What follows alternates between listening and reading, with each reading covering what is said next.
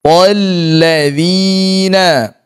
Untuk dzal ni insya-Allah tak ada masalah. Kalau bermasalah, kebanyakannya masalahnya pada makhraj. Huruf dzal ni kalau bermasalah biasanya bermasalah pada makhraj. Untuk sifat biasanya okey je. Sebab dia huruf yang mudah nak sebut, huruf yang nipis. Okey, cuma letak makhraj tu pastikan tepat, tuan-tuan.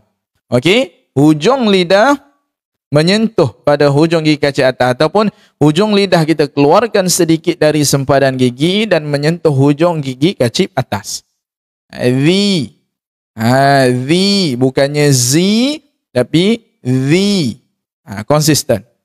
Huruf dzal ni bila kita dapat sebut tinggal kita konsisten. Konsisten macam mana? Baca je di mana-mana ayat, baca mana-mana surah, jumpa huruf dzal sentiasa jadi, sentiasa letak tu betul. Bukan bila latih satu huruf zi, za, zi, zu, okey, bila baca sekali jadi zal, sekali bunyi macam zai, sekali bunyi macam Allah.